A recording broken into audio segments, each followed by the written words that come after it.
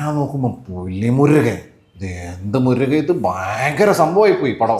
അപ്പം പിന്നെ സ്ക്രിപ്റ്റ് ഒന്നും കാരണം വായിച്ച് എനിക്ക് തോന്നുന്നില്ല. മന്നെ എന്താ ചെയ്യേണ്ട ചോദിച്ചാണ്. അപ്പോൾ ഇങ്ങനെ നടക്കണം, ഓക്കെ മന്നെ ചെയ്യാന്ന് പറഞ്ഞ് ചെയ്തതായിരിക്കും. 2 philosophy of life, 2 character, 2 attitude. അപ്പം അത് കരിയറിനെ 2 പേരെയും 2 രീതിയിൽ പ്രോസ് ആൻഡ് കോൺസ് ഉണ്ടായിക്കാണോ. അതിന്റെ നല്ല ഗുണങ്ങൾ ലാലേട്ടന് കിട്ടിക്കാണ്, മോശം ഉണ്ടാകും. മമ്മൂക്കി അതുപോലെ തന്നെ ഓവർ ഫോക്കസ്ഡ് ആയിട്ട് കളിപ്പോയതുണ്ടാവും. അങ്ങനെ മനസ്സിലാക്കുന്നത്. തരുൺ തന്നെ ഒരു ഇന്റർവ്യൂ പറഞ്ഞിട്ടുണ്ട്, നമ്മൾ ലാലേട്ടനെ കിട്ടിക്കഴിഞ്ഞാല് ലാലേട്ടൻ ഇങ്ങനെ അങ്ങ് യൂസ് ചെയ്തേക്കാന്ന് വിചാരിച്ചിട്ട് സ്ക്രിപ്റ്റ് എഴുതാൻ പാടില്ല.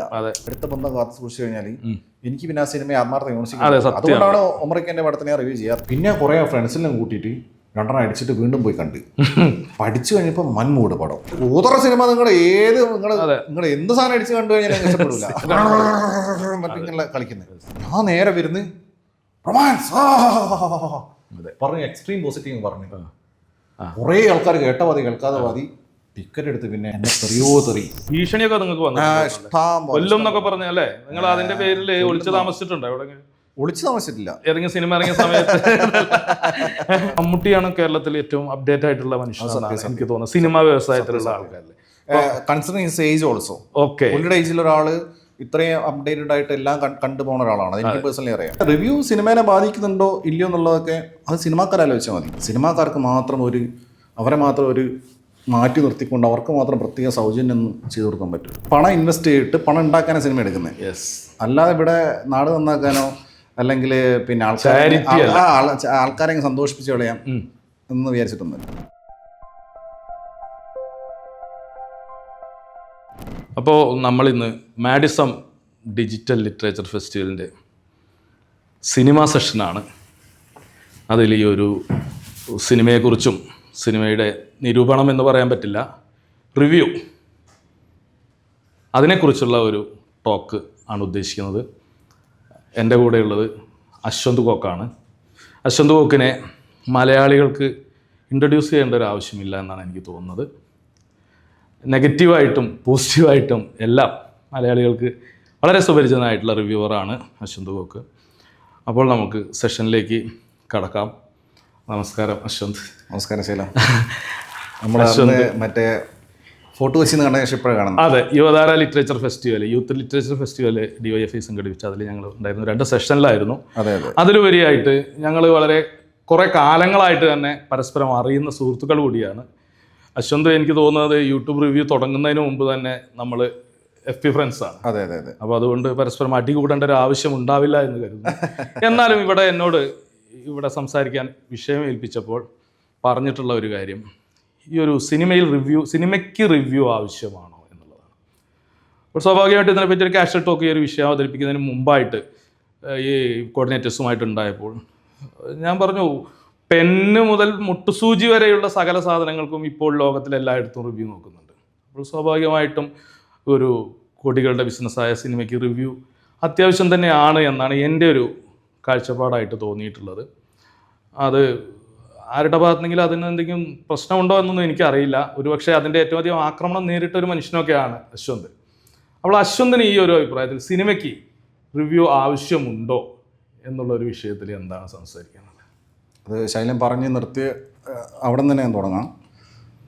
റിവ്യൂ എന്ന് പറയുന്നത് ഈ പറഞ്ഞ എല്ലാ കാര്യങ്ങൾക്കും നമ്മളൊരു പണം കൊടുത്ത് വാങ്ങിക്കുന്ന ഏതൊരു സാധനത്തിനും നമുക്ക് അതിൻ്റെ ഒരു ഫീഡ്ബാക്ക്, റിവ്യൂ എന്നതിനും ഉപരിയായിട്ട് ഒരു ഫീഡ്ബാക്ക് നമുക്ക് അത്യാവശ്യമാണ്.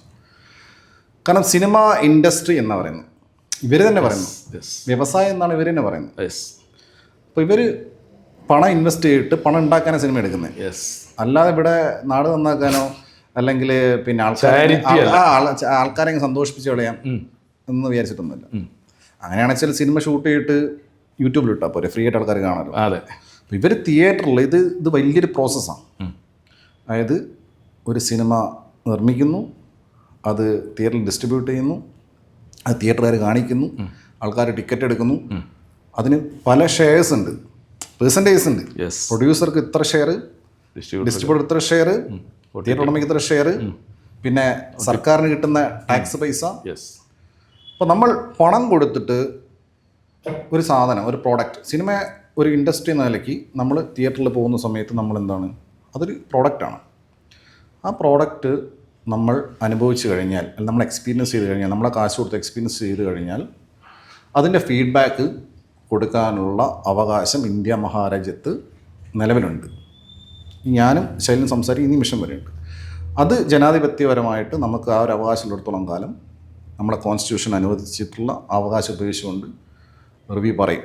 അത് തലേങ്ങ് പോലും പറയും. അതാണ് എൻ്റെ ഒരു നിലപാട്. അതിൽ വേറെ ഒരു പരിപാടിയില്ല. ഇല്ലെങ്കിൽ ഇത് ഞാൻ ഇല്ലീഗലായിട്ട് ചെയ്യുന്നൊരു കാര്യമാണ്, അല്ലെങ്കിൽ ലോ ഓഫ് ദ ലാൻഡിനെതിരായിട്ട് ചെയ്യുന്ന കാര്യമാണെങ്കിൽ ഞാൻ ഇവിടെ നിന്ന് സംസാരിക്കില്ല. ഞാനിപ്പം ജയിലിൽ പോയിട്ടുണ്ടാവില്ലേ. അപ്പോൾ സ്വാഭാവികമായിട്ടും റിവ്യൂ മസ്റ്റാണ്. പിന്നെ റിവ്യൂ സിനിമേനെ ബാധിക്കുന്നുണ്ടോ ഇല്ലയോ എന്നുള്ളതൊക്കെ അത് സിനിമാക്കാർ ആലോചിച്ചാൽ മതി. അത് റിവ്യൂ പറയുന്ന ആൾക്കാർ ആലോചിക്കേണ്ട ആവശ്യമില്ല എന്നുള്ളതാണ് എൻ്റെ ഒരു പേഴ്സണൽ ഒപ്പീനിയൻ.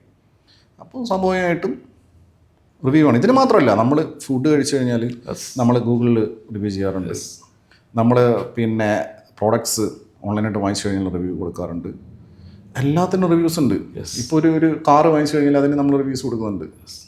അപ്പോൾ ഇങ്ങനെയുള്ള ഒരു കണ്ടംപററി സിറ്റുവേഷനിൽ ഇതിനെ അതിജീവിക്കാതെ സിനിമാക്കാർക്ക് മാത്രം അവരെ മാത്രം മാറ്റി നിർത്തിക്കൊണ്ട് അവർക്ക് മാത്രം പ്രത്യേക സൗജന്യമൊന്നും ചെയ്തു കൊടുക്കാൻ പറ്റില്ല.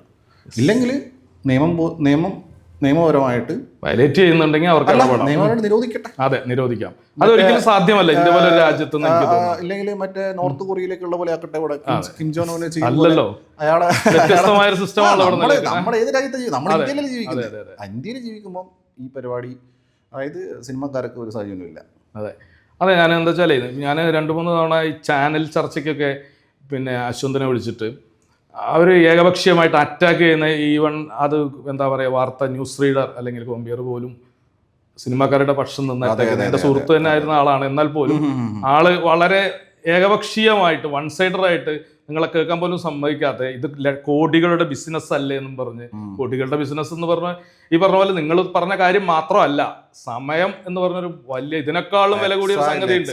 നമ്മൾ 150 രൂപ ടിക്കറ്റിനും പെട്രോൾ പൈസയും ബാക്കി എങ്ങനെ പോകുന്ന വെച്ചാൽ അതൊക്കെ അതിലുപരിയായിട്ട് നമ്മുടെ ജീവിതത്തിൽ നിന്ന് ഒരു 3, 4, 5 മണിക്കൂർ അതിനുവേണ്ടി നീക്കി വെക്കുന്നുണ്ട്.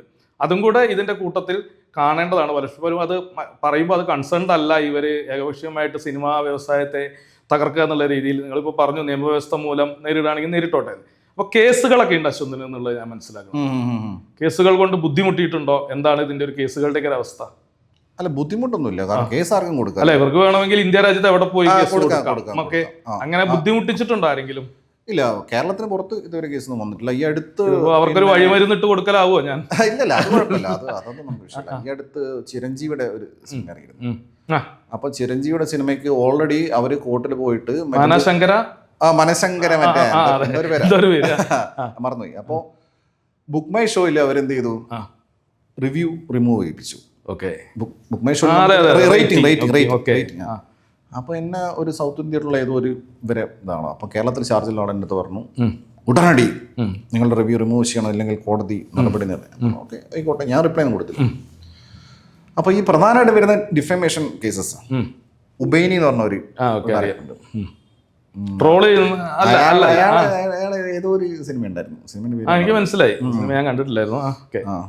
അപ്പോൾ അയാളിതുപോലെ എന്തോ അയാൾ അപമാനിച്ചു പറഞ്ഞിട്ട്, അപ്പോൾ അപമാനിച്ചു പറഞ്ഞാൽ ആർക്കും ഡിഫമേഷൻ കേസ് കൊടുക്കാം.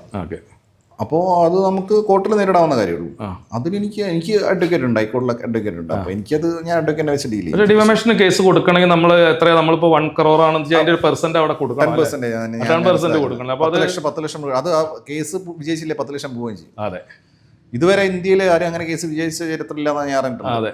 ഡിഫമേഷൻ കേസിൽ ആരും പോവില്ല.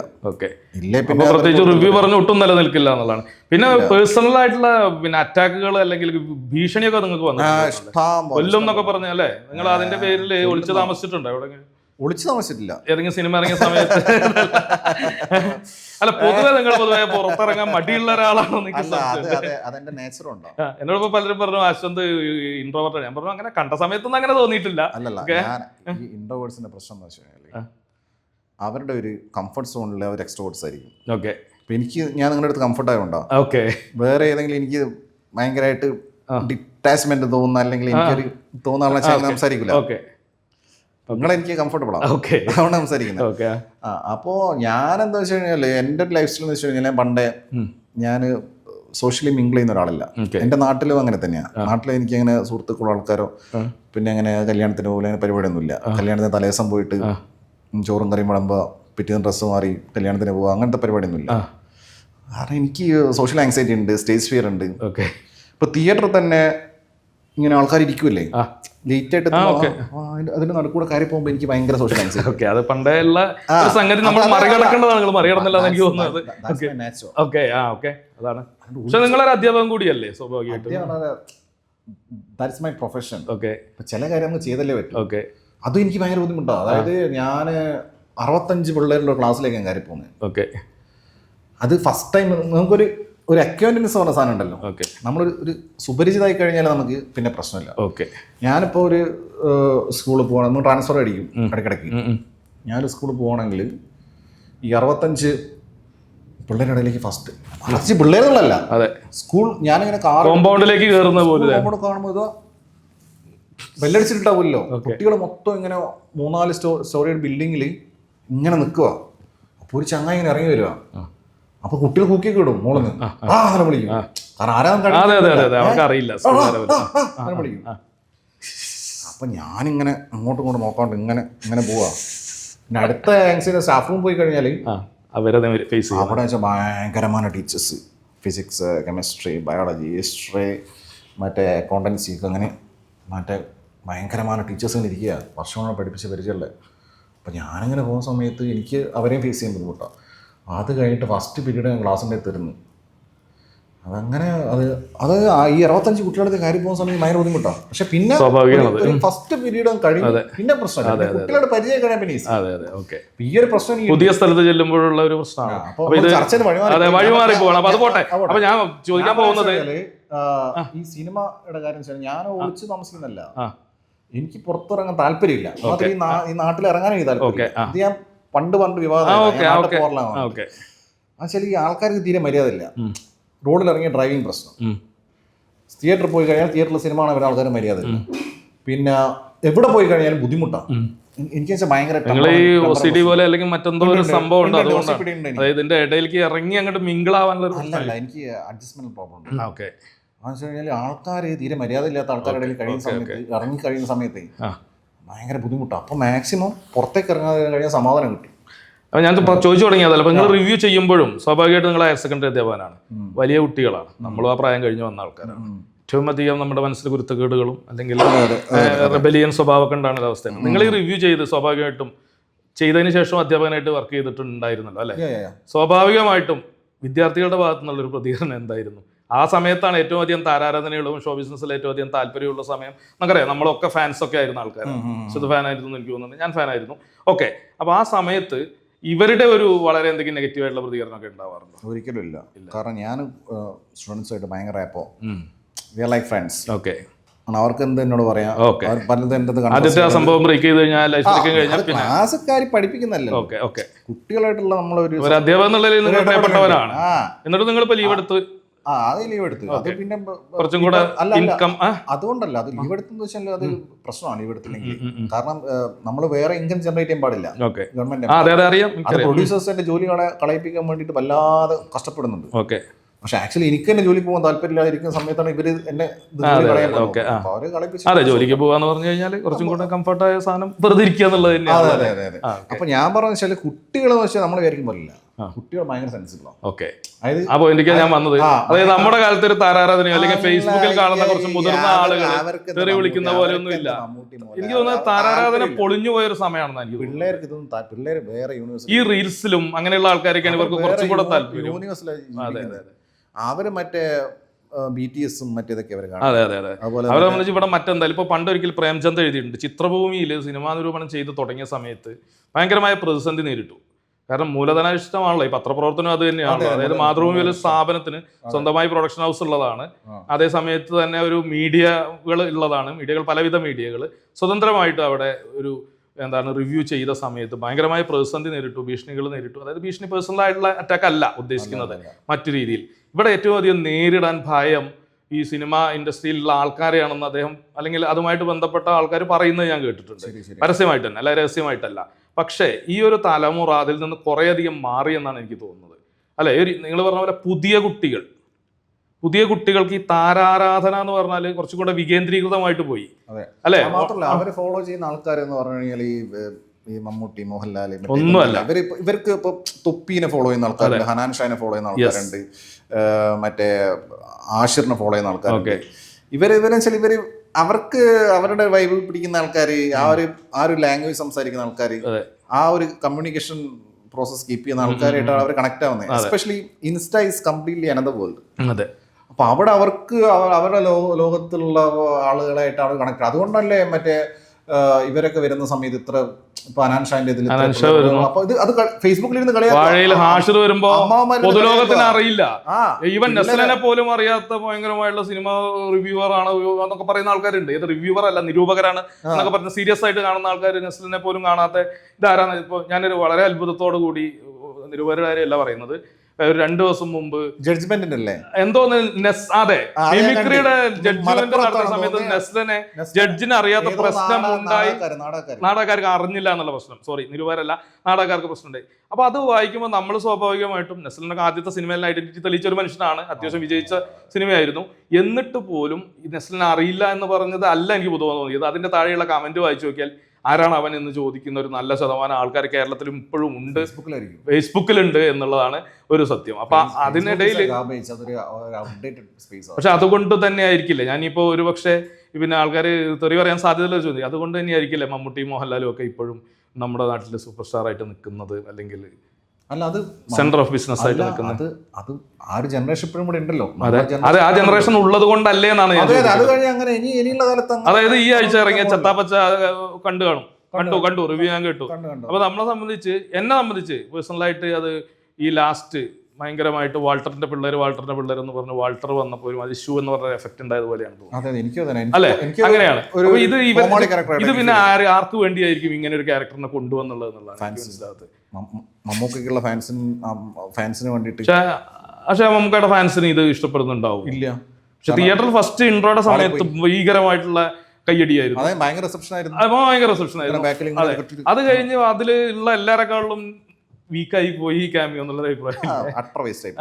അപ്പൊ എന്നിട്ട് അങ്ങനെയുള്ള ക്യാമിയോ കൊണ്ട് വല്ല സാധാരണ ലാലേട്ടനാണ് ഇങ്ങനെയുള്ള സാധനങ്ങൾ ചെയ്യാറ്. പോട്ടെ, അല്ല അതിന് മുമ്പ് ഒത്തിരി പടങ്ങളിൽ ഇങ്ങനെ ചെയ്തിട്ടുണ്ട്. അപ്പൊ ഇതൊക്കെ വിൽക്കുന്ന ആൾക്കാർ ഇപ്പോഴും ഉണ്ടോ എന്നുള്ളതാണ് ചോദിക്കുന്നത്. അല്ല, നന്നായി വന്നാൽ ആൾക്കാർ രസിക്കും, അതില് ജനറേഷൻ ഇത് പ്രശ്നമൊന്നുമില്ല. പക്ഷെ മോശമായി കഴിഞ്ഞാൽ ഒരു കാര്യമില്ല, അട്ടർ ഫ്ലോപ്പ് ആയിരിക്കും. അപ്പോൾ ഓക്കെ, ഞാൻ ചോദ്യം എന്നുള്ള രീതി, സംശയം എന്നുള്ള രീതിയിൽ ചോദിച്ചാണ്. എന്നെ സംബന്ധിച്ച് ഈ ഒരു മമ്മൂട്ടി എന്ന് പറഞ്ഞ നടൻ, ഞാനിന്നിപ്പോൾ പേഴ്സണലി ഞാൻ വരുന്ന വഴി വേറെ ഇവിടെ ഇങ്ങനെ ഒരു സംഭവം ഉണ്ടെന്ന് പറഞ്ഞാൽ കേരളത്തിൻ്റെ അവിടെ വരുമ്പോൾ സംസാരിച്ചപ്പോൾ എൻ്റെ ഒരു അഭിപ്രായം മമ്മൂട്ടിയാണ് കേരളത്തിൽ ഏറ്റവും അപ്ഡേറ്റ് ആയിട്ടുള്ള മനുഷ്യനാണ് എനിക്ക് തോന്നുന്നത്, സിനിമാ വ്യവസായത്തിലുള്ള ആൾക്കാരിൽ.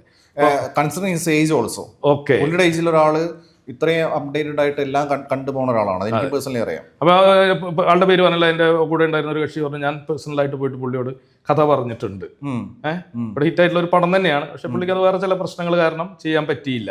അപ്പോൾ പറഞ്ഞാൽ ആർക്കും ആക്സസ് ഉള്ള ഒരു മനുഷ്യനാണ്. എന്നാൽ ഇപ്പൊ നമ്മൾ ഇക്ക ഇങ്ങനെയാണെന്ന് പറഞ്ഞു, കളങ്കാവല് ചെയ്യുന്നു, ഭ്രമയുഗം ചെയ്യുന്നു, റോഷാക്ക് ചെയ്യുന്നു. ഇതൊക്കെ ഒരു റോഷാക്ക് പോലൊരു പടം മറ്റൊരു നടൻ, ഒരു കൊമേഴ്സ്യലി സക്സസ്സിൽ നിൽക്കുന്ന അല്ലെങ്കിൽ സ്റ്റാർ വാല്യൂ ഉള്ള ഒരു നടൻ ചെയ്യാൻ ഒരു പക്ഷേ ഇഷ്ടപ്പെടാത്ത അത്രയും ലെവലിലുള്ള ഒരു പരീക്ഷണത്രമാണ് അല്ലേ? അഭിപ്രായമൊന്നും ഇല്ലല്ലോ. അപ്പോൾ അങ്ങനെയുള്ള ഒരു പടത്തിന്റെ ഒരു കാലഘട്ടം മാറിയതനുസരിച്ച് ഇദ്ദേഹത്തിന് ഇത് പിടിക്കാൻ കഴിയുന്നു. പക്ഷെ ഒരു തലമുറയിൽപ്പെട്ട ഭൂരിഭാഗം നടന്മാർക്കും അതിന് കഴിയുന്നില്ല എന്നുള്ളത് ഒരു സത്യമല്ലേ? ഈവൻ മോഹൻലാൽ, ലാലേട്ടൻ്റെ കേസ് എന്ന് പറഞ്ഞാൽ, ലാലേട്ടൻ ഞാൻ മനസ്സിലാക്കിയിട്ടുള്ളത് പുള്ളി ഒരു ഫ്ലോയിലേക്ക് പോണ ആളാണ്. പുള്ളി തീരെ ബോധേഡല്ല. കാരണം പുള്ളിയുടെ ഒരു ഫിലോസഫി ഓഫ് ലൈഫിന് എങ്ങനെയാണ് മന്നെ ഇതൊക്കെ എങ്ങനെയല്ലേ മന്നെ സംഭവിക്കില്ലേ മന്നെ അത് വരുന്ന പോലെ അങ്ങനെ. പിന്നെ പുള്ളിക്ക് കുറേ ആൾക്കാരുണ്ട് ഇങ്ങനെ ഈ മറ്റേ ഉപഗ്രഹങ്ങൾ ഇത്തൽ കണ്ണികളായിട്ട് കുറേ ആൾക്കാരുണ്ട്. അപ്പോൾ പുള്ളി ഇപ്പം ബമ്പെ തന്നെ പുള്ളി അഭിനയിക്കാൻ ഞാൻ മനസ്സിലാക്കുന്ന ഗോപാലനായിട്ടുള്ള കമ്മിറ്റ്മെന്റ് ഉണ്ട്. അതാണ്. അപ്പം ഇല്ലെങ്കിൽ ഇതുപോലത്തെ ഒരു കൂതറ വേഷം പുള്ളി അതിൽ പോയി ചെയ്യേണ്ട ആവശ്യമില്ല. പക്ഷെ അത് പുള്ളിക്ക് ഡിനൈ ചെയ്യാൻ പറ്റൂല. കാരണം എമ്പുരാനിൽ ഫണ്ടിട്ടുള്ള ആളാണ്, എമ്പുരാൻ ഒരു ക്രൈസിസ് വന്നപ്പോൾ ഫണ്ടിട്ടുള്ള ആളാണ് ഗോപാലൻ. അപ്പോൾ ഒരു പാലട്ട് അങ്ങോട്ടും ഇങ്ങോട്ടും വേണ്ട. അപ്പൊ മമ്മൂക്ക് ഇങ്ങനത്തെ ഒരു കൈൻഡ് ഓഫ് ഒരു പരിപാടി ഇല്ല. മൂപ്പർ വളരെ കൺസേൺഡ് ആണ്, വളരെ ഫോക്കസ്ഡ് ആണ്. പക്ഷെ എന്നാലും പുള്ളി ഒരു പുള്ളിക്കും അതാവാൻ ആഗ്രഹമുള്ളതാണ്. ഇടയ്ക്ക് ഇതുപോലുള്ള ഈ ചത്താപ്പച്ച പോലുള്ള പടങ്ങൾ ചത്താപ്പച്ചയില് എനിക്ക് തോന്നുന്നത് അതില് പുള്ളിയുടെ മറ്റേ അതായത് മമ്മൂക്കയുടെ ആന്റണി പെരുമ്പാവൂർ എന്ന് പറയുന്നതാണ് ജോർജ് സബാസ്റ്റ്യൻ. അറിയാം അറിയാം. അപ്പോൾ പുള്ളി ഇതിൽ എക്സിക്യൂട്ടീവ് പ്രൊഡ്യൂസർ. അപ്പോൾ എനിക്ക് തോന്നുന്നു ഫണ്ട് ഇട്ട് കാണും. അപ്പോൾ പിന്നെ പക്ഷേ ഇതിൽ വേറെ കോമഡി എന്താ അറിയോ, ലാലേട്ടൻ്റെ റിലേറ്റീവാണ് ഇതിൻ്റെ ഡയറക്ടർ. നായർ, അത് നായർ പ്രത്യേകം നോട്ട് ചെയ്യണം. അപ്പോൾ ഈ ഇദ്ദേഹം ലാലേട്ടൻ്റെ അടുത്ത റിലേറ്റീവാണ്. ഓക്കെ, അതറിയില്ലായിരുന്നു എനിക്ക്. അപ്പോൾ എന്ന് വെച്ച് കഴിഞ്ഞാല് ഇതെല്ലാം കണക്റ്റഡ്, എവറിത്തിങ് ഇസ് കണക്റ്റഡ് എന്ന് പറയില്ലേ. അതുകൊണ്ടാണ് ലാലേട്ടൻ ആണ് ഇതിന്റെ ഫസ്റ്റ് ബുക്ക് മൈ ഷോയിൽ ഫസ്റ്റ് ടിക്കറ്റ് എടുത്ത്. പുള്ളിയുടെ അനന്തരവനം അങ്ങനെ ആരാണ്, ഇതെല്ലാം കണക്റ്റഡ്. അപ്പൊ ഇതിലൊക്കെ നെപ്പറ്റിസം, ഈ പറഞ്ഞ പരിപാടിയും കാര്യങ്ങളൊക്കെ ഉണ്ട്. ഇവരൊക്കെ ഇതിന്റെ പ്രൊഡ്യൂസർ ആയിട്ടുള്ള ചങ്ങായിയാണ് ഇതിന്റെ അകത്ത് കാര്യം അഭിനയിച്ചിരിക്കുന്നത്, ഇഷാൻ ഷൗക്കത്ത്. അതെനിക്ക് പേഴ്സണലായിട്ട് വിയോജിപ്പുണ്ട്. അവൻ മോശമില്ലാതെ അഭിനയിച്ചു എന്നുള്ള അഭിപ്രായം അതിന്റെ അവിടെ കൂട്ടി ചോദിക്കാം. അല്ല, ഈ പ്രൊഡ്യൂസർ അഭിനയിച്ചുകൊണ്ട് എന്തെങ്കിലും കുഴപ്പമുണ്ടോ? അല്ല, എനിക്ക് കുഴപ്പമൊന്നുമില്ല. അല്ല, മുമ്പ് ഇതുപോലെ കരം എന്ന് പറഞ്ഞ സിനിമയിൽ അഭിനയിച്ച ആളും എനിക്ക് ഓക്കേഷനായിട്ട് തോന്നിയപ്പോ അപ്പൊ എനിക്ക് ഈ പ്രൊഡ്യൂസർമാരോട് എന്തോ ദേഷ്യമുണ്ടല്ല. അതായത് ഇഷാൻ ഓൾറെഡി മുമ്പ് പടങ്ങൾ അത് അങ്ങനെ ഇറച്ചിയാണെങ്കിൽ നമ്മൾ വീണ്ടും തുടങ്ങിയെടുത്തേക്ക് നമ്മൾ തിരിച്ചു. ഇപ്പൊ പ്രൊഡ്യൂസർ മോനോ പ്രൊഡ്യൂസർ ആളോ സിനിമ എടുത്തിട്ട് അവര് റിലീസ് ചെയ്തില്ലേ കുഴപ്പമില്ല, അവര് സ്വന്തമായിട്ട് വീട്ടിലിരുന്ന് കണ്ടാൽ കുഴപ്പമില്ല, റിലീസ് ചെയ്താൽ നമ്മൾ പ്രതികരിക്കും, അത് നമ്മുടെ ഇഷ്ടമല്ലേ, അതത്രേ ഉള്ളൂ. അപ്പൊ ഞാൻ പറഞ്ഞതെന്ന് വെച്ച് കഴിഞ്ഞാൽ ഇപ്പൊ ഇതെല്ലാം കണക്റ്റഡ്. അപ്പോൾ ലാലേട്ടന്റെ കാര്യങ്ങൾ ചോദിച്ചത്, ഇപ്പൊ ലാലേട്ടൻ എന്ന് വെച്ച് കഴിഞ്ഞാൽ ഇങ്ങനെ കുറെ ഇപ്പം മേജർ രവിക്ക് ഡേറ്റ് കൊടുക്കുന്നത്, കമ്മ്യൂണിക്കേഷൻ കൊടുക്കുന്നത്, മേജർ രവിക്ക് വേണ്ടി ഡേറ്റ് കൊടുക്കുന്നൊക്കെ പറയുന്നത് കേൾക്കുന്നത്. പിന്നെ എങ്ങനെ ആ പുള്ളി ഇങ്ങനെ ഒരു ഫ്ലോയിലെ പോവാ, അത് കുറേയൊക്കെ മാറ്റിയെടുത്ത് ആന്റണി പെരുമ്പാവൂർ. ആന്റണി പെരുമ്പാവൂർ വരുന്നതിന് മുമ്പ് റെമ്യൂണറേഷൻ പോലും ലാലേട്ടൻ വരെ കിട്ടാൻ. അത് രണ്ട് ഫിലോസഫി ഓഫ് ലൈഫിന്റെ. നമുക്ക് ഭയങ്കര ഫോക്കസ്ഡും ഹാർഡ് വർക്കിംഗ്. പുള്ളി എന്നെ പറയുന്നത് വെച്ച് കഴിഞ്ഞാൽ ഞാനൊരു കമ്മിറ്റഡ് ആയിട്ട് ആഗ്രഹ നടനായിട്ട് അത്രയും സിനിമയ്ക്ക് വേണ്ടി ഡെഡിക്കേറ്റഡ് ആയിട്ട്. അപ്പോൾ കളങ്കാവലുണ്ടാകും മനസ്സിലാവും. അത് പുള്ളിയുടെ സിനിമയിൽ പുള്ളിയുടെ ഒരു കോൺട്രിബ്യൂഷൻസ് ഉണ്ട് കുറേ. അപ്പൊ അതിലിപ്പം ഹോണ്ട സിറ്റി, പഴയ ഹോണ്ട സിറ്റി കാർ യൂസ് ചെയ്ത്, സിഗരറ്റ് പ്രോപ്പർട്ടിയുടെ യൂസ് ചെയ്ത്, പുള്ളിനെ റൗണ്ട് അടിക്കുന്നതൊക്കെ, പിന്നെ പുള്ളിയുടെ ഹെയർ സ്റ്റൈല്, പുള്ളിയുടെ കോസ്റ്റ്യൂംസ്, പുള്ളിയുടെ കൂടെ നിൽക്കുന്ന ആൾക്കാരെ കോസ്റ്റ്യൂംസ് വരെ പുള്ളി തീരുമാനിക്കും. അതെന്ന് വെച്ചാൽ പുള്ളിയെ ലാലേട്ടനെ അറിയും, ചിലപ്പം കഥേനെ അറിയണ്ടല്ലോ. എനിക്ക് ലാലേട്ടൻ വന്നിട്ട് ബമ്പപ്പേൻ്റെ സ്ക്രിപ്റ്റ് ഒന്നും ലാലേട്ടൻ വായിച്ചാൽ എനിക്ക് തോന്നുന്നില്ല. മന്നെ എന്താ ചെയ്യേണ്ട ചോദിച്ചാണ്, അപ്പോൾ ഇങ്ങനെ നടക്കണം, ഓക്കെ മന്നെ ചെയ്യാന്ന് പറഞ്ഞ് ചെയ്തതായിരിക്കും. അല്ല, എനിക്ക് തോന്നുന്നില്ല ബമ്പപ്പേൻ്റെ സ്ക്രിപ്റ്റ് ലാലേട്ടൻ വായിച്ചിട്ടുണ്ട്. അപ്പൊ അതാണ് ഞാൻ ഇപ്പൊ രണ്ട് ഫിലോസഫി ഓഫ് ലൈഫ്, രണ്ട് ക്യാരക്ടർ, രണ്ട് ആറ്റിറ്റ്യൂഡ്. അപ്പൊ അത് കരിയറിനെ രണ്ട് പേരെയും രണ്ട് രീതിയിൽ പ്രോസ് ആൻഡ് കോൺസ് ഉണ്ടായിക്കണം. അതിന്റെ നല്ല ഗുണങ്ങൾ ലാലേട്ടൻ കിട്ടിക്കാണ്, മോശം മമ്മൂക്കി അതുപോലെ തന്നെ ഓവർ ഫോക്കസ്ഡ് ആയിട്ട് കളിപ്പോയതുണ്ടാവും. അങ്ങനെ മനസ്സിലാക്കുന്നു. അത് കഴിഞ്ഞ് ഇപ്പോൾ ന്യൂ ജനറേഷൻ്റെ ഒരു ട്രെൻഡ്, ന്യൂ ജനറേഷൻ എന്നുള്ള വാക്ക് ഉപയോഗിക്കുന്നത് പോലും ശരിയല്ല എന്നുള്ളത്, നമ്മൾ ജീവിക്കുന്ന ജനറേഷൻ അങ്ങനെ പറയാൻ.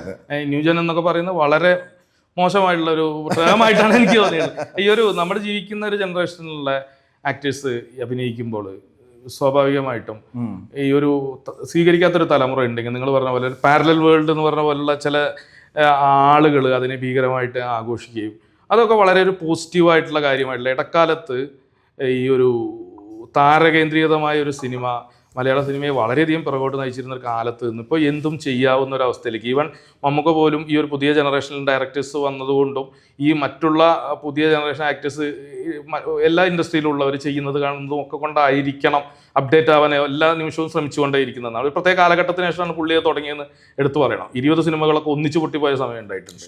ഇല്ല, അതിനുശേഷമാണ് പുള്ളി പണ്ട് ന്യൂഡൽഹിയിൽ തിരിച്ചു വന്ന പോലെ ഇപ്പോൾ പുള്ളി ഒരു പൊട്ടിയ പടത്തിൽ അഭിനയിച്ചാൽ പോലും അതിനൊരു വാല്യൂ ഉണ്ട് എന്നുള്ളൊരു അവസ്ഥയിലേക്ക് എത്തിപ്പെടുന്നത്.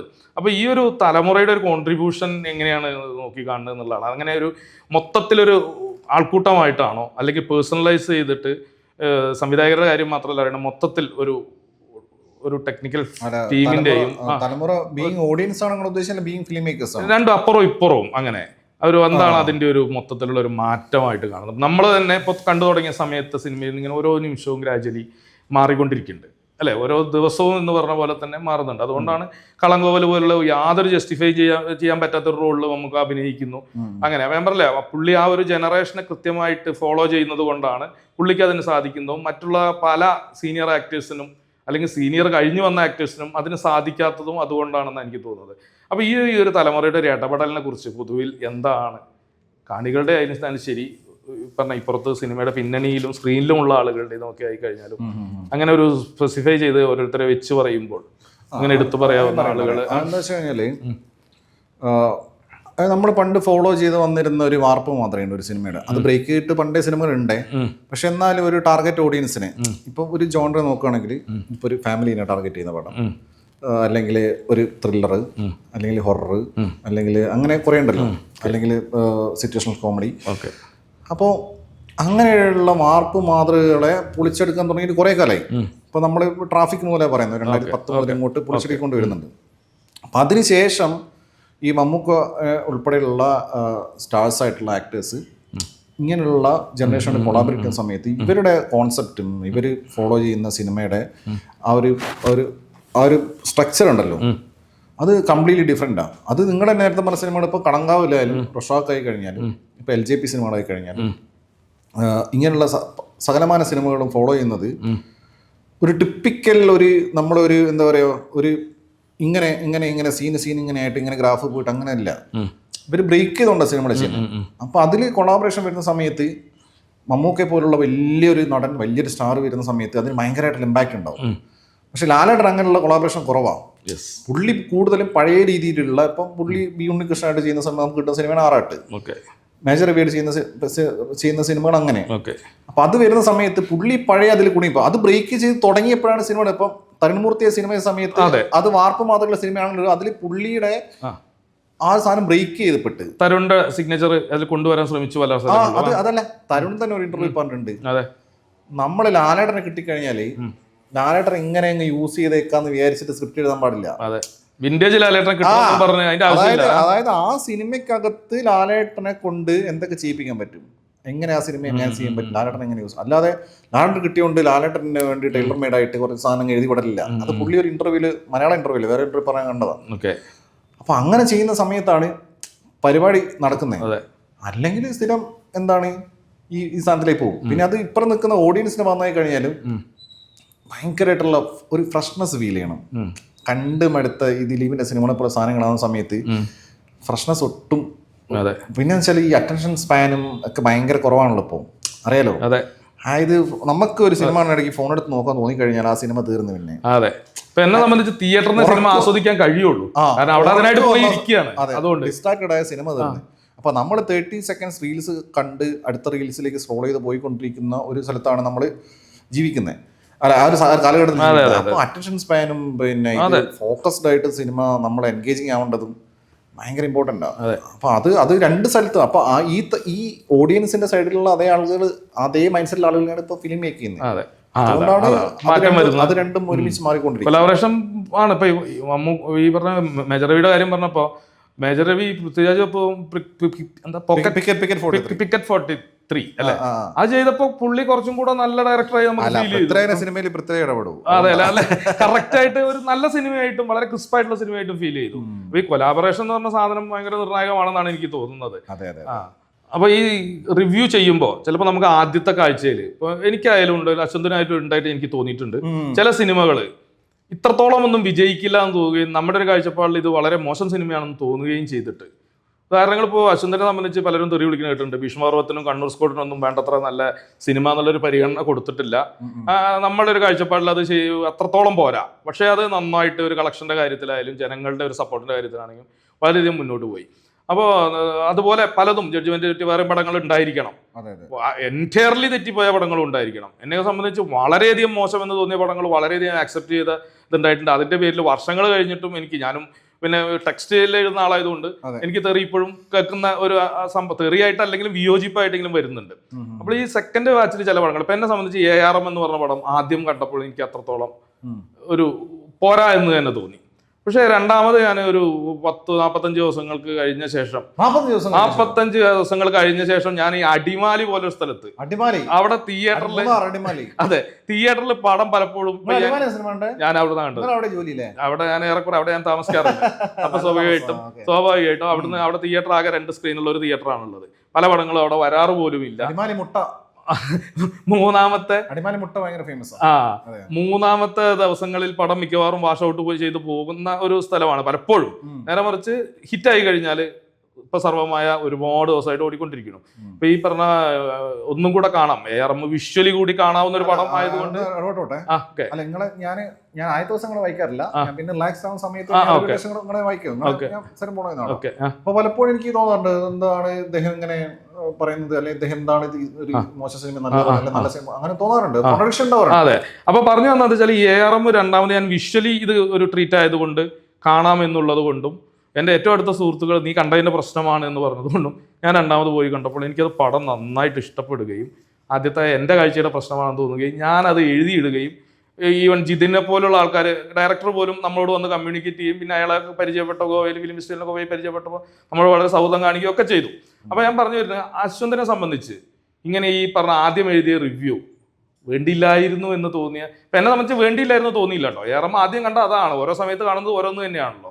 അതുപോലെ റിഗ്രറ്റ് ചെയ്യപ്പെടേണ്ട റിവ്യൂകൾ പറഞ്ഞിട്ടുണ്ടോ? പറഞ്ഞ വാക്ക് വാവിട്ട വാക്കും കൈവിട്ട അത് എഴുതും പോലെയുള്ള ഒരു സംഭവം ഉണ്ടല്ലോ ഇതിൽ. എഴുതാവുമ്പോൾ അത് എഡിറ്റ് ചെയ്യാം, മറ്റേതാവുമ്പോൾ പറ്റില്ല. അപ്പൊ അങ്ങനെ എന്തെങ്കിലും ഒരു സംഭവം നിങ്ങൾക്ക് ഉണ്ടായി? സംഭവം എത്ര സംഭവമാണ് നിങ്ങൾക്ക് ഞാൻ പറഞ്ഞുതരാം. അല്ല അങ്ങനെയല്ല, നിങ്ങൾക്ക് പിന്നെ ഇത് ഇതൊരു ആത്മവിമർശനം പോലെയാണ് ചോദിക്കുന്നത്. ഞാൻ വീഡിയോ ചെയ്യുന്നതിന് മുമ്പ് എഴുതുന്ന സമയത്ത് ഇറങ്ങിയ സിനിമയാണ് പുലിമുരുകൻ. ഓക്കെ. ഇപ്പൊ പുലിമുരുകൻ ഞാൻ അന്നത്തെ കോഴിക്കോട് കോർണേഷൻ തിയേറ്റർ, വലിയ തിയേറ്ററാണ്. ഓക്കെ. അവിടെ നിന്ന് കണ്ടിട്ട് എനിക്കിതിലെ പിന്നെ തമാശയും പിന്നെ സുരാജിൻ്റെ തമാശയും ലാലേട്ടൻ മറ്റേ കമാലിനെ കുറിച്ചുള്ള കോമ്പിനേഷനൊന്നും എനിക്ക് അങ്ങ് സെറ്റായില്ല. ഔട്ട്ഡേറ്റഡ് സാധനമായിട്ട് ഇതെന്താ അവർ കാണിക്കുന്നത്. പിന്നെ ഫൈറ്റ് ഉണ്ട്, പക്ഷെ മൊത്തത്തിൽ പടം പിന്നെ മറ്റേ വിനു മോഹൻ അങ്ങനെ അങ്ങനെ കുറെ പേരൊക്കെ. പിന്നെ ഏതൊരാള് മറ്റേ പാണ്ഡെ മറ്റേ ആളല്ലേ മെലിഞ്ഞിട്ടുള്ള ആള്, ഇതെല്ലാം കണ്ടപ്പോ നല്ല നടനാ, ഞാൻ ഫസ്റ്റ് ഡേ കണ്ട സമയത്ത് എന്ത് സിനിമ വെച്ചിട്ട് ഞാൻ അന്ന് എഴുതിയിരുന്ന സമയം അത് ഇടക്കാരൻ പിന്നെ ഞാൻ നോക്കുമ്പോ പുലിമുരുകൻ, എന്ത് മുരുക, ഇത് ഭയങ്കര സംഭവമായി പോയി പടം. അപ്പോൾ നിങ്ങൾ പറഞ്ഞ ജഡ്ജ്മെന്റ് ഞാൻ കണ്ട സിനിമ തന്നെയല്ലേ ഇത് ആൾക്കാർ പറയുന്നത്. പുലിമുരുകൻ പീറ്റർ ഹൈനാന്ന് കത്തിയേക്കുന്ന സമയം ലാലേട്ടൻ്റെ ഫൈറ്റ്. അങ്ങനെ ഞാൻ രണ്ടാമത് പോയി കണ്ട്, കൈരളിയിലെങ്ങാനും പോയിട്ട് വീണ്ടും കണ്ട സമയത്ത് എൻ്റെ പെർസ്പെക്റ്റീവ് ഞാൻ കുറച്ചുകൂടെ ഒന്നൊരു കൊമേഴ്ഷ്യൽ പടം സെറ്റ് വെച്ച സമയത്ത് ഇതിൽ സംഭവം ഇருக்கு. ആദ്യത്തെ 20 മിനിറ്റ് എനിക്ക് ഫസ്റ്റ് ദിവസം തന്നെ ഇഷ്ടപ്പെട്ട ചെക്കൻ്റെ കാണിക്കുന്ന സമയത്ത്, ചെറിയ ചെക്കൻ്റെ, ലാലേട്ടൻ്റെ ചെറുപ്പമല്ല. അവസാനം ഗംഭീര പരിപാടി. അങ്ങനെ എന്താണെന്ന് വെച്ച് കഴിഞ്ഞാൽ രണ്ടാമത്തെ വട്ടം കണ്ടപ്പോൾ എനിക്ക് ഇതൊന്നുകൂടെ കൊള്ളാനാന്ന് തോന്നി. പിന്നെ കുറേ ഫ്രണ്ട്സിനെല്ലാം കൂട്ടിയിട്ട് രണ്ടെണ്ണം അടിച്ചിട്ട് വീണ്ടും പോയി കണ്ട് പഠിച്ചു കഴിഞ്ഞപ്പോൾ മൺമൂട് പടം. ഞാൻ തലശ്ശേരി ലിബർട്ടി ബഷീറിന്റെ തിയേറ്ററിൽ അന്നത്തെ മറ്റേ കഷ്ണമൂറി ലിബർട്ടി അല്ല, പഴയ വലിയ ലിബർട്ടി. അവിടെ പോയി കണ്ടപ്പോൾ ഫെസ്റ്റിവൽ പടം അത് ഓണം. അപ്പോൾ ഇത് ഞാൻ പറഞ്ഞതെന്ന് വെച്ച് കഴിഞ്ഞാൽ സിനിമ കാണുന്ന ഡേ, കാണുന്ന time, theatre, mind set, ambience, mind set, ഇതെല്ലാം ഇൻഫ്ലുവൻസ് ചെയ്തൊരു ഫാക്റ്റാണ്. അപ്പോൾ പക്ഷെ അത് എല്ലാ സിനിമയ്ക്കും ബാധകമല്ലേ. ഒരു കൂതറ സിനിമ നിങ്ങൾ എന്ത് സാധനം അടിച്ച് കണ്ടു കഴിഞ്ഞാൽ ഇഷ്ടപ്പെടില്ല.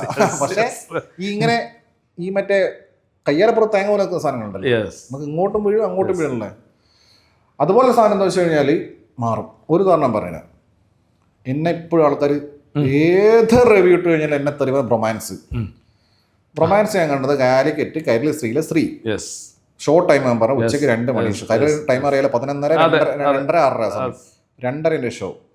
ഉച്ചയ്ക്ക് ശേഷം പിള്ളേർ മൊത്തം 2K ജെൻസി പിള്ളേരെ മൊത്തം ക്ലാസ് കട്ട് ചെയ്ത് വന്ന പടം. കാരണം അവർക്കറിയാം ഈ പടം അവർക്ക് പറ്റിയ പടമാണ്. എല്ലാ ആൾക്കാരും അർജുന അശോകൻ, മാത്യു തോമസ് ടീമാ. ഞാൻ നോക്കുമ്പോൾ പിള്ളേര് ഉള്ളു ഗേൾസും ബോയ്സും ഉണ്ട്. ഞാനാ തോന്നുന്നു അതിനകത്തൊരു കളവനുള്ളത്, ബാക്കിയുള്ള മൊത്തം പിള്ളേരാ. അപ്പം ഞാൻ പിന്നെ അതിൻ്റെ അകത്ത് പോയി പെട്ടുമല്ലോ. നോക്കുമ്പോൾ വെച്ച് കഴിഞ്ഞാൽ പിള്ളേര് ആഷിഖ് ഉസ്മാൻ എഴുതി കാണിക്കുമ്പോൾ കൈയടിക്കുന്നു, പിന്നെ ഡയറക്ടർ വരെ കൈയടിക്കുന്നു, മാത്യു തോമസ് വന്നപ്പോൾ പലരും വിളിക്കുന്നു, സംഗീത പ്രതാപ് ഞാനും അങ്ങനെ കണ്ടാളാ. അങ്ങനെ കണ്ട് പിന്നെ എന്താ ഫൈറ്റ്, മറ്റേ ഇയാള് മറ്റേ ഷാജോൺ വരുമ്പോൾ അത് കൈയടി. ലാസ്റ്റ് ഫുള്ള് വൈബ് ഫുള്ളോളം. മാത്യു തോമസിന് ഇതിനെന്തോ അസുഖ, എന്തോ പേഴ്സണാലിറ്റി ഡിസോർഡർ ആളാ,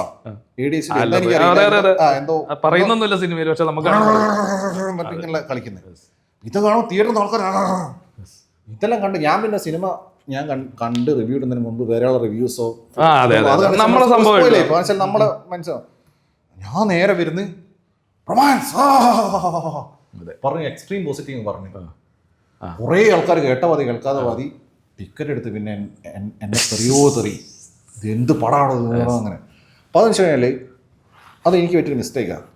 അത് ഞാൻ ഒന്നുകൂടെ ഒരു ഇൻട്രോസ്പെക്റ്റീവായിട്ട് ഒന്നുകൂടെ ഇങ്ങനെ പറഞ്ഞ ആത്മപരമായിട്ട് ആലോചിച്ച് ഈ സിനിമ ഇത്ര പറയണം എന്ന് ആലോചിച്ച് പറയേണ്ടതായിരുന്നു. അതിനുശേഷം ഞാൻ ഒരു സിനിമ കണ്ടു കഴിഞ്ഞാൽ ആ കംപ്ലീറ്റ് ഒരു ഇമോഷണലായിട്ട് ഞാൻ പറയില്ല. അതായത് ഞാൻ കുറച്ചും കൂടെ നമ്മൾ ഇൻട്രോസ്പെക്റ്റീവായിട്ട് ഒന്നുകൂടെ അനലൈസ് ചെയ്ത് എന്ത് പോണം അത് പുറത്ത്.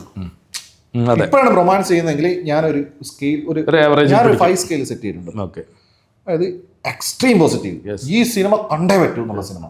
2 പോസിറ്റീവ്, പോയി കണ്ടാൽ നിങ്ങൾക്ക് ഒരു പ്രശ്നമില്ല. അടുത്ത ഏവറേജ്, വേണേ കാണാൻ ഓട്ടിട്ട് വന്നാൽ കാണാം. അടുത്ത ബാഡ് ഫിലിം, തിയേറ്ററിൽ പോയി കണ്ട ആവശ്യമില്ല. പിന്നെ അട്ടർ വേസ്റ്റ്. ഇത് സിനിമയല്ല, ഇതൊരു കൂതറ സാധനം എന്നുള്ള ഈ 5 സ്കെയിൽ ഇപ്പം ഞാൻ പിടിക്കുന്നു. പക്ഷേ രസം എന്താ വെച്ചാൽ അട്ടർ വേസ്റ്റ് നമുക്ക് തോന്നുന്ന പടങ്ങളും ചിലപ്പോൾ കയറി കൊടുത്താറുണ്ട്. അത് തിരിച്ചും സംഭവിക്കാം. ഞാൻ ഒരു ഉദാഹരണം പറഞ്ഞുതരാം. എനിക്ക് ഭയങ്കര ഇഷ്ടമുള്ള പടമാണ് LJPയുടെ ഒരു പടം ഉണ്ടല്ലോ, മറ്റേ വെട്ടിയും പുകയൊക്കെയുള്ള ഒരു പടം, ഡബിൾ ബാരൽ. എനിക്ക് ഭയങ്കര ഇഷ്ടമുള്ള പടം. അതിലെ കോമഡി പറഞ്ഞാൽ അതാണ് കോമഡി എന്നാണ് വിശ്വസിക്കുന്നത്. ഞാൻ വിശ്വസിക്കുന്നത് ഡബിൾ ബാരൽ ഇപ്പൊ ഇറങ്ങുകയാണെങ്കിൽ ഭീകരമായ വിജയമായിരിക്കും എനിക്ക് തോന്നുന്നു. എനിക്ക് തോന്നുന്നില്ല. എനിക്കുണ്ട്. ഇപ്പോഴും പറയും ഇതെന്ത് അല്ല, കുറച്ച് ഈ നോൺസെൻസിനെ അക്സെപ്റ്റ് ചെയ്യുന്ന ഒരു സംഭവം വന്നു. ശരിയായിരിക്കും. പക്ഷെ അതാ പറഞ്ഞേ, അങ്ങനെ നമ്മൾ ഭയങ്കരമായിട്ട് ഇഷ്ടപ്പെട്ട സിനിമ ആൾക്കാർ ഇതെന്ത് സിനിമയാന്ന് ചോദിക്കുന്ന അവസ്ഥ വരും. ഇത് തിരിച്ചും മറിച്ചും വരും. ഇത് നമുക്ക് ഇത് ആർക്കും തടുക്കാനാവില്ല. എല്ലാവർക്കും വരുന്ന പ്രശ്നം അത്. കാരണം എനിക്കറിയുന്ന റിവ്യൂസിന് എല്ലാവർക്കും പ്രശ്നം വന്നിട്ടുണ്ട്. കുറേ ആൾക്കാരുണ്ട്. ഇപ്പോൾ ഉണ്ണി വ്ളോഗ് ആണെങ്കിൽ ഉണ്ണി ഭയങ്കരമായി പേഴ്സണലായിട്ട് അടുപ്പുണ്ടോ? ഉണ്ട്. ഇപ്പോൾ ഉണ്ണി ആയി കഴിഞ്ഞാലും, ഇപ്പോൾ ഷെബിനായി കഴിഞ്ഞാലും, ഷസാമായി കഴിഞ്ഞാലും, സീക്രട്ടായി കഴിഞ്ഞാലും, സീക്രട്ടായി പിന്നെ ഒരു പ്രോപ്പർ റിവ്യൂ ആയിട്ട് കാണുന്നില്ല. അപ്പോൾ ഇവരെന്താ വെച്ച് കഴിഞ്ഞാൽ ഇങ്ങനെ പറയുന്ന സമയത്ത് തിരിഞ്ഞു മറിഞ്ഞു വരാറുണ്ട്. എല്ലാവർക്കും ഒരു കേസ് പടം ഉണ്ടാവും. എന്റെ കേസാണ് റൊമാൻസ്. ആഷിഖ് ഉസ്മാൻ തന്നെ എന്നെ വിളിച്ചു. അതിപ്പോഴും ആൾക്കാർ ഓർമ്മിക്കും. പക്ഷെ തേജാബായി പിന്നീട് ആ ഒരു എന്താ പറയാ, സുരാജിന്റെ സാധനമൊക്കെ കൾട്ടായി മാറിയില്ലേ? ഓക്കെ, ഞാൻ അതൊക്കെ കൂടെ ടോട്ടൽ എന്നുള്ള രീതിയിലാണ് പറഞ്ഞത്. അപ്പോൾ ഞാൻ വേറെ ഒരു സംഭവം കൂടെ ഇതിന് കണക്റ്റഡ് ആണ്. ഇപ്പോൾ എന്നെ സംബന്ധിച്ച് ഞാൻ നേരത്തെ സൂചിപ്പിച്ചു, തിയേറ്ററിൽ നിന്ന് കാണാൻ എനിക്ക് ക്ഷമയോട് കൂടി കണ്ടിരിക്കാൻ കഴിയുള്ളൂ. അതായിട്ട് ഫുള്ളി എൻഗേജ്ഡ് ആയിട്ട് കാണണം. പിന്നെ ഈ സൗണ്ട് വിഷ്വലൊക്കെ ഇപ്പോൾ 4K, പിന്നെ ഡോൾബി അറ്റ്മോസ് 7.1 എല്ലാം മാക്സിമത്തിൽ ആസ്വദിക്കണം എന്ന് വിശ്വസിക്കാം. നല്ല തിയേറ്ററിൽ നിന്ന് കാണണം എന്ന് വിശ്വസിക്കുന്ന ഒരാളാണ് ഞാൻ. ഈ ഒരു പടം ഒരിക്കലും OTT വന്നു കഴിഞ്ഞിട്ടുണ്ടെങ്കിൽ ഒരിക്കലും നമുക്ക് അതിന്റെ ഒരു ഫീൽ നെവർ കിട്ടില്ല. അപ്പൊ രണ്ടും ഒരു പടമല്ല. ഇപ്പൊ ഈ OTT ഇറങ്ങുമ്പോൾ പോസിറ്റീവായ പല പടത്തിനും ഊക്കാണ് കിട്ടാറ്. ഊക്കിയ പടങ്ങൾ വളരെ സംഭവമായിട്ട് കാണാറുണ്ട്. അപ്പോൾ ഈ എൻ്റെ ഒരു കാഴ്ചപ്പാടിൽ സിനിമ പൂർണ്ണതയിൽ ആസ്വദിക്കുകയാണെങ്കിൽ തിയേറ്റർ തന്നെ വേണമെന്നാണ് കരുതുന്നത്. അപ്പോൾ ഈ യശ്വന്ത്, ഈ OTT ഇപ്പം നമ്മൾ ഈ നല്ല പടങ്ങൾ കോവിഡ് കാലത്ത് OTT വന്നിരുന്നു. OTT മാത്രം ഓപ്ഷനുള്ള സമയത്ത് ദൃശ്യം 2 ആയിരുന്നാലും സല്യൂട്ട് പോലുള്ള പടങ്ങളും ഒക്കെ വന്നിരുന്നു. ആ സമയത്തല്ലാതെ തിയേറ്ററിൽ നിന്ന് കാണാൻ ഒരു അവസരം കിട്ടുകയാണെങ്കിൽ തിയേറ്റർ തന്നെയല്ലേ സിനിമയുടെ ഒരു തിയേറ്റർ അല്ലേ? അങ്ങനെയല്ലേ? അങ്ങനെ അതിനെ കുറിച്ചൊന്ന് പറയൂ. അല്ല, അതിൽ വലിയ പ്രശ്നമുണ്ട് ശൈല. ഇതിൽ വലിയ പ്രശ്നമുണ്ട്. നിങ്ങൾ പറയും പോലെ അല്ലത്. ആൾക്കാർക്ക് ഭയങ്കര ബുദ്ധിമുട്ടിയ ആൾക്കാർ ജീവിക്കും നമ്മുടെ നാട്ടിൽ. പൈസ അതുണ്ട്, അത് പോട്ടെ. സിനിമ ആസ്വാദകരല്ല, സിനി ഫയലിന്റെ കാര്യമാണ് ഞാൻ പറയുന്നത്. ഈ ഫയൽസിനെ വിട്ടേ ഞാൻ പറയുന്നത് സാധാരണ ജനങ്ങൾ റിവ്യൂ നോക്കുന്നതാന്ന് വെച്ച് കഴിഞ്ഞാൽ, ഇപ്പോൾ ഒരു ഫാമിലി ആയിട്ട് സിനിമയ്ക്ക് പോകുകയാണെങ്കിൽ ഒരു അച്ഛൻ, അമ്മ, കുട്ടി പോവുകയാണെങ്കിൽ അവരെ സമയത്തിന് മാറ്റി നിർത്തി കഴിഞ്ഞാൽ തന്നെ പിന്നെ ടിക്കറ്റ് പൈസ, പെട്രോൾ പൈസ, പാർക്കിംഗ് പൈസ, പോപ്കോൺ, മറ്റേ ഇന്റർവെൽ സ്നാക്സ്, ഇങ്ങനെ പറഞ്ഞ പോപ്കോൺ, ഇതിന്റെ പൈസ. പോപ്കോണിന്റെ ഒക്കെ വില എന്താ? സിനി പോളിസിൽ നിന്ന് പോരുത്. ആധാരം ഇല്ലെങ്കിൽ EMI ആയിട്ട് തരാൻ പറയണം. അല്ല, ഇത് ഇവർക്ക് മിനിമത്തിൽ കൊടുത്തൂടെ അല്ലേ? അല്ലല്ല, ഞാൻ ആലുവ മാതാ തിയേറ്ററിൽ ചെന്നപ്പോൾ 10 രൂപയ്ക്ക് ചായ 10 രൂപയ്ക്ക് കടി. ഞാൻ കയ്യിൽ പോയി കഴിഞ്ഞാൽ, അല്ലെങ്കിൽ രാധയിൽ പോയി കഴിഞ്ഞാൽ 20 രൂപ കോഫി കിട്ടും. നല്ല അടിപൊളി കോഫി. അതെ, 50 രൂപയ്ക്ക് പോപ്കോൺ കിട്ടും. നന്നായിട്ട് കച്ചവടം നടത്തും. 520 രൂപ സിനി പോളിസിന്റെ പോപ്കോൺ ആണ്. അറിയാം, അതെ. പോപ്കോൺ എടുത്തു പറഞ്ഞു സംഭവം എന്താ അറിയാം, അതൊരു ബിസിനസ് സാധനം. അത് വേറൊരു വിഷയം. ഞാൻ പറയുന്നത് വെച്ച് കഴിഞ്ഞാല്, അപ്പൊ ഇവർക്കെന്താ വെച്ച് കഴിഞ്ഞാൽ ഈ OTT കണ്ടാൽ മതി എന്ന് ഒരു അഭിപ്രായം ഉള്ള സിനിമയ്ക്ക് ഇവർ റിസ്ക് എടുക്കാൻ വയ്യ. ഇവർക്ക് അത് വേർത്തായിരിക്കണം, വാല്യൂ ഉണ്ടായിരിക്കണം. ഇത്ര 1500-2000 രൂപ മുടക്കുന്നുണ്ടെങ്കിൽ അത് അവർക്ക് നഷ്ടമായി തോന്നാൻ പാടില്ല. അപ്പൊ അത്ര എക്സ്ട്രീം പോസിറ്റീവ് വന്നാൽ മാത്രമേ, അതായത് എല്ലാവരും എക്സ്ട്രീം പോസിറ്റീവ് പറഞ്ഞ പടത്തിനെ പോവുള്ളൂ. അല്ല അത് സിനിഫൈൽസിന്റെ കാര്യം അതല്ല, അത് പോട്ടെ. ഈ സിനിഫൈൽസ് എന്ന് പറയുന്ന ആൾക്കാര് ഈ പറഞ്ഞ സിനിമ മറ്റേ തിയേറ്ററിൽ കണ്ട് ആസ്വദിക്കുന്നവനെ ഊക്കുന്ന ഒരു പ്രവണതയുണ്ട്. ഇറങ്ങ ഇത് കണ്ടവൻ എന്ത് അല്ലെ കൂടെയാണ് അതിനോട് തീർത്തും. ഒന്നാന്ന് പറയോ, ഈ സിനിമ എന്ന് പറഞ്ഞു കഴിഞ്ഞാല് നമ്മൾ ബേസിക്കലി പറയുന്ന സാധനം എന്തല്ലോ, ഇരുട്ടിലിരുന്നിട്ട് ഒരു ഒരു ഒരു ഒരു cross section of the society. അത് വിനായകൻ തന്നെ ഇന്റർവ്യൂ പറഞ്ഞു. അവിടെ പലതരം മനുഷ്യന്മാരുണ്ടാവും, പല പല സ്ട്രാറ്റ് ഓഫ് സൊസൈറ്റിയിൽ വരുന്ന ആൾക്കാർ ഇരുട്ടിലിരുന്നിട്ട് വെളിച്ചത്തിലേക്ക് നോക്കുന്ന ഒരു ആ ഒരു അന്തരീക്ഷം ഉണ്ടല്ലോ, ആ ഒരു എൻവയോൺമെന്റ് ഉണ്ടല്ലോ, അതാണ് സിനിമയുടെ ആത്മാവെന്ന് പറയുന്നത്. അതിലിരുന്ന് കാണുന്ന സാധനം വോട്ടിട്ട് ഇങ്ങളെന്താ പറയുന്നത്. ഞാൻ പണ്ട് ബസ്സിലേക്ക് പോകുന്ന സമയത്ത് ആൾക്കാർ സമയം ഹെഡ്സെറ്റും വെച്ചിട്ട് ചുരുളി ഇങ്ങനെ കാണാ, ഇത് അടിച്ചുവിടുക, 2x കാണുക. അതിന്റെ കൂട്ടത്തിൽ ഇവര് ഓതന്റിക്കായിട്ട് അഭിപ്രായം പറയുന്നതിനെ കുറിച്ച് അവരൊന്നും ആൾക്കാരല്ല, ബേസ് പീപ്പിൾ, അവരൊന്നും ആൾക്കാരെ അവർ ഇറിറ്റേറ്റ് ചെയ്യും നമ്മളെ. അതാണ് എന്നിട്ട് ഇവരില്ലേ നമ്മുടെ പോസിറ്റീവ് പറഞ്ഞ നമ്മൾ തിയേറ്ററിൽ നിന്ന് ആസ്വദിച്ചുകൊണ്ട് സിനിമ തൊട്ട് അയ്യയ്യ. ഒന്നാമത് ബസ്സിലൊക്കെ യാത്ര ചെയ്യുന്നതിനെ പറ്റും, അതിൻ്റെ സിനിമ കാണുന്ന ഇയാളവരെയൊക്കെ സിനിമ കാണാൻ പറ്റിയൊരു അന്തരീക്ഷമാണോ ബസ്സിന്റെ അകത്തുള്ളത്? ബസ്സിൽ എന്തൊക്കെ ബസ്സിൽ ചൂടെടുത്തിട്ട് ഈ മറ്റേ സൈഡ് ഗ്ലാസ് ഇട്ട് ആൾക്കാർ തിങ്ങി നിറങ്ങി ഇങ്ങനെ ഇങ്ങനെ ഒരു തടിയനെ എടുത്ത് വന്നിട്ട് പിന്നെ ഇരിക്കാനും കഴിയില്ല. എന്നിട്ട് ഇങ്ങനെ എഴുന്നിട്ട് ഇത് കാണുക, കാണുന്ന കുഴപ്പമില്ല, ഓതന്റിക്കായിട്ട് അഭിപ്രായം സമാധാനമായിട്ട് കണ്ടാ പോരെ. എന്നിട്ട് ഈ മണ്ടം മരുന്ന് കണ്ടിട്ട് റിവ്യൂവിന്റെ ഞാൻ ഇടയ്ക്ക് കമന്റ്സ് എടുത്ത് നമ്മൾ പണ്ട് പോസ്റ്റ് പറഞ്ഞത് എന്ത് സിനിമയാണോ അയ്യോ അങ്ങനെ. നമ്മുടെ തിയേറ്ററിൽ ഭയങ്കര കോംഫി അല്ലേ, AC, നല്ല ആംബിയൻസ്, നല്ല സ്മെല്ല്. എന്നിട്ട് നമ്മൾ ഇരുന്നിട്ട് ഒരു സിനിമ കാണുമ്പോൾ അതെല്ലാം ആൾക്കാരും കൂടെ ഉണ്ടെങ്കിൽ ഒന്നും കൂടെ നേരത്തെ പറഞ്ഞ പോലെ കംപ്ലീറ്റ് ഫുൾ ഓഡിയൻസിൽ ഇരുന്ന് കാണുമ്പോൾ വൈബ്. ഇപ്പൊ നിങ്ങൾ പറഞ്ഞ പോലെ ഈ രോമാഞ്ചം എന്ന് പറഞ്ഞ പടം ഫസ്റ്റ് ദിവസം തിരുവനന്തപുരം കൈരളി കണ്ട്, അതെ തിയേറ്ററിൽ നിന്ന് കണ്ട് മൊത്തം നിങ്ങൾ പറഞ്ഞ പോലെ നേരത്തെ ജൻസികൾ മാത്രം ആ ഒരു വൈബുള്ളവർ, നമ്മളും അതിലേക്ക് അങ്ങോട്ട്. പിന്നെ ജോൺറെ നോക്കി സിനിമ കാണാൻ വരുന്ന ആൾക്കാരുണ്ട്. ഇപ്പൊ ഒരു ഇൻവെസ്റ്റിഗേഷൻ ത്രില്ലർ അല്ലെങ്കിൽ ഒരു ഹൊറർ കോമഡി എന്ന് പറഞ്ഞ ഒരു ജോൺറയാ. ഹൊററിനകത്ത് കോമഡി ഉണ്ടാകും, അത് നോക്കി വരുന്ന ഒരു സെറ്റ് ഓഫ് പീപ്പിൾ ഇരുന്ന് കണ്ട സിനിമ. പിന്നെ ഏതോ ഒരു ചങ്ങായി വന്നത് കണ്ടിട്ട് ഇത് പണ്ടെന്ത് കാര്യവും ഇതൊന്നും നമ്മൾ മൈൻഡ് ആക്കേണ്ട ആവശ്യമില്ല. അതങ്ങനെ ആൾക്കാരെ ഒരു വഴി അങ്ങനെ പറഞ്ഞു പോകും. അപ്പോൾ നമ്മൾ ഈ റിവ്യൂവിനെ പറ്റിയാണ് പറഞ്ഞു തുടങ്ങിയത്. പക്ഷേ റിവ്യൂ ഒന്നും അല്ലാതെ വേറെ കുറേ സിനിമയുടെ കാര്യങ്ങളും പേഴ്സണൽ കാര്യങ്ങളും ഒക്കെയാണ് സംസാരിച്ച്. ഞാൻ പറഞ്ഞല്ലോ, അശ്വന്ത് ആദ്യമേ പറഞ്ഞു, വൈബ് സെറ്റായ ആൾക്കാർ സംസാരിച്ച് എത്ര സമയം വേണമെങ്കിലും സംസാരിച്ചിരിക്കാം. അത് നമ്മൾ ഇൻട്രോവർട്ട് ആണെങ്കിലും എക്സ്ട്രോവർട്ട് ആണെങ്കിലും എല്ലാം അങ്ങനെയാണ്. എന്നെ സംബന്ധിച്ച് ആദ്യം പ്രശ്നമുണ്ടെന്ന് പറഞ്ഞു, പക്ഷെ ഒരുപാട് ഇങ്ങനെ ഒരുപാട് നീണ്ടുപോവുകയാണ്. അപ്പോൾ സ്വാഭാവികമായിട്ടും നമ്മൾക്കത് നിർത്താൻ സമയമായി എന്നാണ് തോന്നുന്നത്. അപ്പോൾ നമുക്ക് ഒരു റിവ്യൂ ആവശ്യം തന്നെയാണ്. റിവ്യൂ ആവശ്യം എന്നുള്ളതിൽ എനിക്ക് തോന്നുന്നത് സിനിമ കാണുന്നവന്റെ അവകാശമാണ് റിവ്യൂ എന്നാണ് പറയുന്നത്. അവകാശമാണ് റിവ്യൂ എന്ന് തന്നെയാണ്. അത് എത്ര മൾട്ടി മില്യൺ 100 കണക്കിന് ആൾക്കാർക്ക് തൊഴിൽ കൊടുക്കുന്ന മേഖലയാണെന്ന് പറഞ്ഞതുകൊണ്ടോ, അല്ലെങ്കിൽ പിന്നെ എന്താണ് ഈ 100 കോടി 200 കോടി ഇൻവെസ്റ്റ് ചെയ്ത് 500 കോടി ഇൻവെസ്റ്റ് ചെയ്ത പ്രോഡക്റ്റ് ആണ് എന്നൊന്നും പറഞ്ഞിട്ട് കാര്യമില്ല. നമ്മൾക്ക് അതിൽ ഒരു ഇളവും കിട്ടുന്നില്ല. സിനിമ കാണാൻ പോകുമ്പോൾ സമയത്തിന്റെ കാര്യത്തിലോ പൈസയുടെ കാര്യത്തിലോ ഒന്നും ഒരു ഇളവും കിട്ടാത്തതുകൊണ്ട് അതെ, നമ്മൾ അവകാശമാണ് എന്ന് തന്നെയാണ് ഞാൻ വിശ്വസിക്കുന്നത്. അത് തന്നെയാണ് നിങ്ങളുടെ അഭിപ്രായം എന്ന് എനിക്ക് മനസ്സിലാകുന്നു. അപ്പോൾ നമ്മൾക്ക് ഇത് തൽക്കാലത്തേക്ക് സമയബന്ധിതമായതുകൊണ്ട് ഇത് കൺക്ലൂഡ് ചെയ്യാം എന്ന് തോന്നുന്നു. ഇനി എന്തെങ്കിലും കൂടുതലായിട്ട്, ഇപ്പോൾ ഞാൻ മുമ്പ് സിനിമയിൽ അഭിനയിച്ചു വന്ന ഒരാളാണ്. ഓവർലോഡിന്റെ പടത്തില് ചായയിട്ട് വരുന്ന സീനില് അഭിനയിച്ചു. അപ്പൊ ഇനി അങ്ങനെ സിനിമയില് വേറെ എന്തെങ്കിലും മോഹങ്ങളൊക്കെ ആയിട്ട് സിനിമ ബന്ധങ്ങൾ ഒരുപാട് ഉണ്ടാക്കി തന്നിട്ടുണ്ടാവും സ്വാഭാവികമായിട്ടും. ഇല്ല, ഓക്കെ, അപ്പൊ അതിന് താല്പര്യമില്ല.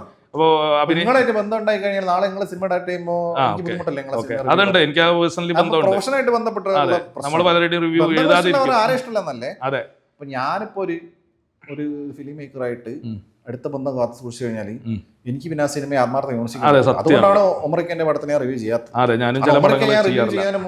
വീഡിയോ ചെയ്യുന്നതിന് മുമ്പേ ബന്ധമുള്ള ആളാണ്. പുള്ളി നല്ല മനുഷ്യൻ, എന്നെ ഭയങ്കരമായിട്ട് കെയർ ചെയ്യുകയും എന്നെ ഭയങ്കരമായിട്ട് റെസ്പെക്ട് ചെയ്യുകയും പേഴ്സണലി നല്ല മനുഷ്യനായിട്ട് എനിക്ക് ഫീൽ ചെയ്തിട്ടില്ല. അപ്പൊ ഞാൻ നിങ്ങളുടെ പടം ചെയ്യുന്നില്ല. കാരണം എന്താ വെച്ചാൽ ഇപ്പത്തെ തമാശ എന്താ വെച്ചാൽ ഒമർ ലുലു ഒക്കെ നല്ല മനുഷ്യനാണ്, നല്ല സുഹൃത്താണെന്നൊക്കെ നമ്മൾ പറഞ്ഞാൽ പോലും ചിലപ്പോൾ നമ്മൾ അതിന്റെ പേരിൽ വരെ ബ്രാൻഡ് ചെയ്യാൻ പറ്റുള്ള ഒരു കാലഘട്ടമാണ്. അപ്പൊ ഇതൊന്നും സംസാരിച്ചാലൊന്നും എവിടെ എത്തില്ല. നല്ല മനുഷ്യനാരാണ്, നല്ല സിനിമാക്കാരനാണ് എന്നൊക്കെയുള്ള പേഴ്സണൽ എക്സ്പീരിയൻസ് ആണ്. അപ്പോൾ ഇത് ഈ ഒരു റിവ്യൂവിനെ കുറിച്ചുള്ള ചർച്ച വേറെ പല മേഖലകളിലേക്കും കടന്നു പോയെങ്കിൽ കൂടി ഈ ഒരു സെഷൻ ഞങ്ങൾ രണ്ടുപേരും നന്നായിട്ട് എൻജോയ് ചെയ്തു എന്നാണ് മനസ്സിലാക്കുന്നത്. അപ്പോൾ ഇനി മറ്റൊരു അവസരത്തിൽ കൂടുതൽ വിശദമായിട്ട് നമുക്ക് വേറെ എവിടെയെങ്കിലും ഇരുന്ന് സംസാരിക്കാൻ. ലിറ്ററേച്ചർ ഫെസ്റ്റിവൽ ഇങ്ങനെ 100 കണക്കിന് ഇങ്ങനെ കേരളത്തിൽ ഉണ്ടായിക്കൊണ്ടിരിക്കുന്ന അവസരത്തിൽ പ്രത്യേകിച്ചും ഈ ഒരു സെഷൻ നമുക്ക് വൈൻഡപ്പ് ചെയ്യാം. ഓക്കെ.